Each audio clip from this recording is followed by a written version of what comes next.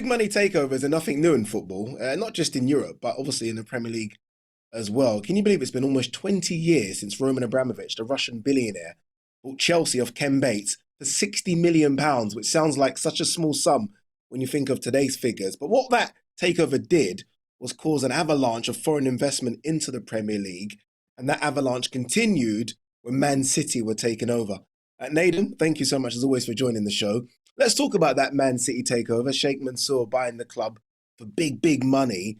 You've been at the club since 2004 when you made your Premier League debut. So obviously you were there 4 years before the 2008 takeover. Talk to me about Man City before Sheikh Mansour and Man City when Sheikh Mansour came in. You see, so I've actually been at the club since 96, 97. And at that time, we were only 2 years away from playing in a playoff final in Division 2 to try and get back to the championship, essentially. So when we talk about this fundamental change in terms of that takeover, yes, it was fundamentally huge for the club, but then also the club itself had so many identities to that point because a year earlier, we were taken over by Thaksin Shinawatra, and the belief was that we were going to be great at that point. The wheels kind of fell off by the end. His assets were frozen, and the club was in somewhat of a tough position. But then, yeah, next thing you know, this new ownership group comes in and they sound serious. They sound like the real deal. And the difference this time compared to the Shinarachi one the year earlier was the fact that they didn't just change the playing staff, they changed the club fundamentally. The training ground was changing, whether it was a case of rebuilding the current one or moving to the new one that they're at now. The staff situation was changing, and they had such grand visions to make the club a global power. And just being there at that time, it was so impressive because the change, like I remember, as I say, seeing them in Division 2 losing games against local rivals, but now the expectation is to beat anybody on planet Earth. So it was quite a change, to say the least. What was it like as a player watching all this happen? All these big money signings coming through the door. Again, you mentioned the training ground facilities, the academy being sort of revamped and changed completely. As a player, are you looking at thinking, okay, 1 second, this is really happening? We're now sort of on the high table with some of the big players in Europe. So for me, I was being a Man City fan at the time, I was more of a cynic. So when people say that you're going to be great, well, I look back through my lifetime and say, well, how can we be great when we've never been great? Because the assumption Yeah. is that, all of a sudden you'll just ascend to the top. But then what about United? What about Arsenal? What about Chelsea? What about Liverpool? What about all these other teams who've been historically doing it? And so I found it quite tough at the start to believe that everything was going to be great. But one thing you see for sure is that when people say it, like they mean it. And when they approach things, they're taking it deadly seriously. And even from that point, the way that the club went from being linked with people who were maybe past their best to some people who were now at their peak or approaching it, these things were like really impressive to see. And as the more and more that came in, you could see the change happening, the expectation changes. And even, for example, to make it very, very current, City beating Man United. There are players in that team who've beaten Man United multiple times. But when we beat Manchester United in 2008, that was the first time we won there, I think, in nearly 40 years. So let's just sort of think about it from that standpoint. But as a player, it was great. And interestingly, even though there's a belief that, players who've been there the longest, they're the first to go when takeovers happen, that season after we got taken over was my best ever season for Man City. And we played and made it to the quarterfinal of the UEFA Cup, and I loved it, enjoyed my football at that point. So it just goes to show sometimes things may change, but other things will also stay the same. It's great that obviously you as a former player, but also a fan as well. So I guess this next question will resonate quite strongly. When you hear sort of pessimists and sort of other fans of other clubs, and not just fans, just footballing people in general, say Man City have bought the success, and this isn't the Yeah, Man City of old, and this is yeah. some say even that some of the fans prefer Main Road. What do you say Mm. to all those things? I think those things are fair concerns. And I think when we look at not just football, but just the world in general, people have so many different perspectives, and it's not right. It's not fair to say that somebody's is wrong. But some of the football that we've seen now is like objectively some of the best in the Premier League history, some of the best in world Yeah, football history. But for some people, they prefer the sense of despair. They take a sense of strength from being the underdog. And City, unfortunately, now for them, they're a long way away from being just that.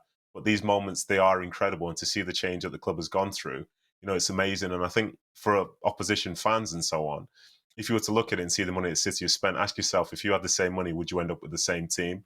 If the answer is no, then there's no reason to believe that this formula that City have would have, is the be all and end all in terms of success. There's a lot more to it, the infrastructure side, because I was at QPR and we spent money. And then within a year, all those players had gone and the club, we were back in the championship. So it's not really as simple as just having money. It's how you use it. It's the strategy. It's the people you put in key positions. And as a consequence, City have been able to create a legacy. And some people hate it, which is fair enough. But at the end of the day, that's what gives them strength. So let it be.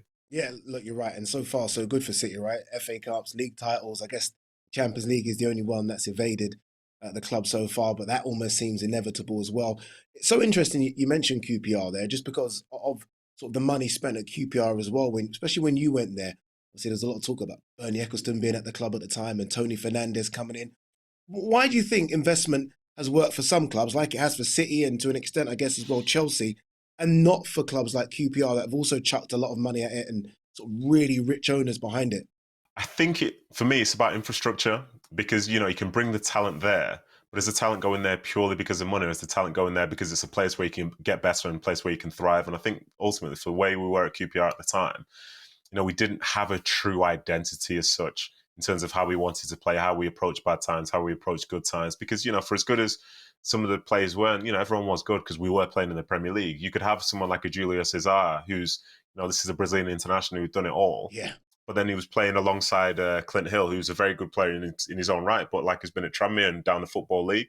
So when things are going great, you're all winning together. But when you're losing, the mentality about how to get out of that situation changes because one guy might say, let's show character and try and play more football. Whereas the other guy might say, no, character is just being able to battle and fight. And you need 11 people pulling in the same direction. You need them wanting to come to the training ground, which unfortunately at the time wasn't the best. I think they've got a new training ground now, but the infrastructure wasn't there. So I think for some teams, believing that just if you throw money at talent, it will work, it ends up not being the case. Everything needs to be in play to be successful and to be successful on a year-to-year basis. And that's why the teams who tend to be up there, they have that balance of talent and great infrastructure off the field as well. And just investing in one doesn't mean you get success. You have to get both right. Otherwise, the teams who have it will just be ahead of you. Were there any similarities at all between obviously seeing and watching City being taken over and then going to QPR where you again were kind of at the start of the takeover happening there? Did you see any sort of positive similarities between the two? Uh, Sort of you going to QPR thinking, you know what, this is like City. We could eventually become like what they're doing. no, No. not quite. Like the ownership, they had ambitions, but again, it was different because, firstly, being a club in London, like saying you want to build a new ground is very different to actually building a new ground. Space isn't exactly available everywhere. The cost of it all, like we had 18, 19,000 seat at stadium and it was great there, but that's who we were. That's exactly how we existed within West London, the way we existed within the Premier League. So whatever talent you can bring in, it's still going to be playing at that stadium. And that stadium, if you want to be really ambitious and to be great, doesn't necessarily fit that level of ambition. So I think the key differences between the two was that for City, they could expand. They've expanded their training ground. They've created a new training ground. They've expanded the stadium. They've now got 1,000 staff members, whereas I think in the late 90s, they had maybe 150 full-time ones. They have this global brand. And I think for QPR, the ceiling was always going to be that little bit lower. And then, as I say, once you arrived and you saw the mix of talent, a lot depended on us staying in the Premier League year in, year out. But unfortunately, we weren't able to do that. So then the ambitions themselves, they get tapered off. And come the end of my time there, we were investing in young talent from League One and League Two because that's they didn't want to spend any more money. Whereas for City, it makes more sense for them to spend money because they're trying to achieve their objectives and sort of maintain this level of not necessarily dominance as such, but being able to compete with anyone in world football. And I think QPR were never really going to be designed or set to be able to do that.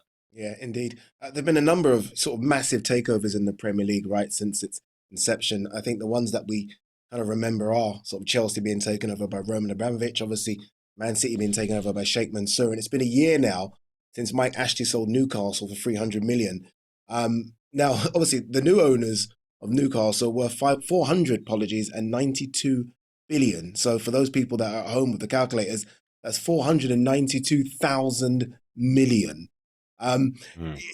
It's inevitable, isn't it? And maybe I'm just reading this the wrong way, but it's inevitable that they're going to dominate the way Man City have dominated if they structure it correctly.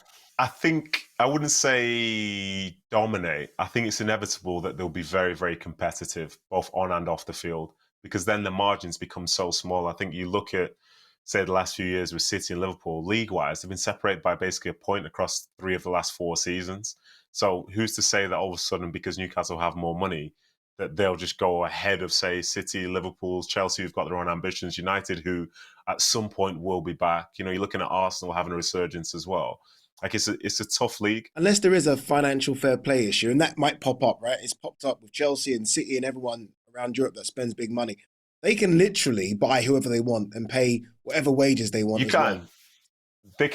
They can in theory, but then the question I'd ask you is for some of the players who are really making a difference in and around Europe, are they solely moving around for money or is there more to it as well? So for Newcastle, this early phase in terms of trying to be competitive will be different to say further down the road if they've won Premier League titles, if they're in Champions League late knockout rounds. Because for now, like the best, for example, an Erling Haaland, you know, he chose City. He might have gotten more money elsewhere, but it was the allure of what City are and what they do. So there's always that added human element, which I think sometimes we forget because, you know, at the end of the day, it's not a video game where the highest bidder and the highest salary means the player goes to that place. And Newcastle, they are heading in that direction and they might offer someone £1 million a week. But at the end of the day, maybe they don't want to live in Newcastle. Maybe they want to go and play in Madrid. Maybe they want to play in, you know, in that white uniform. Maybe they want to play in the Bundesliga. Maybe they want to play alongside Messi for the years when he's there. So, you know, that market in terms of people at the very top, there are few and far between those players that become available, but there are lots of clubs at the moment who, relatively speaking, would be able to afford them. And then it's a case of, well, come to our club because we have this history or we have this. And for Newcastle, as crazy as it may seem, in the last sort of like 20, 30 years, they've not actually won that much. So they can't fall back on that. But one thing they can fall back on is playing at St. James's Park, which is incredible. Honestly, one of the best stadiums in Europe in terms of atmosphere. It really is incredible. If you are a Newcastle fan, is it exciting times right now? I mean, especially what they've been through in the last few years. Or is there a Mm. worry as well? Like in 10 years' time, they're not going to recognize the club because obviously the amount of money being invested into it. Or should they just be excited and think, 1 second, look at Chelsea, look at Man City. We could, if it all goes right off the pitch, we could be like those teams on the pitch soon. Yeah, I think when you see the Chelsea example and the City example, it does give you sort of reason to potentially be excited. And for Newcastle, as you mentioned there, like the years prior, there was a sense of misery. You could see that fans and people didn't enjoy going there. And to the point whereby wins weren't the only thing that would keep them happy. There was something missing. They felt like the club had gone. So I think for this new ownership group, if they can continue to make the fans feel and understand that they're in it for the long haul and they want to give them the best experience possible, then ultimately I don't think as a fan there's anything to really worry about as such. You just want to have a sense of enjoyment, you know, whether they're renaming that pub or whatever, like the Shearer's Bar or something, like those little Yeah. things go a long, long way to a fan base that have been going for decades. So keep them on side with things like that and then offer a team that's playing nice football and winning games. Like, you could have 11 players from Mars if you wanted, but at the end of the day, if they're still wearing those stripes, then I guess the fans would be happy. I could be wrong, but I guess they'd be happy because at the end of the day, the other option was what it was before, where it almost felt stale and people were coming and they were unhappy, they were miserable because Mike Ashley was at the helm and the team was going in the wrong direction. Yeah, look, it's going to be an interesting next few years for Newcastle Football Club. I think with 492 billion in the pockets, I think a lot of big superstars will be heading out to St James's Park and living in the northeast regardless. Nedum, as always, my man, really appreciate you coming on. Thank you very much.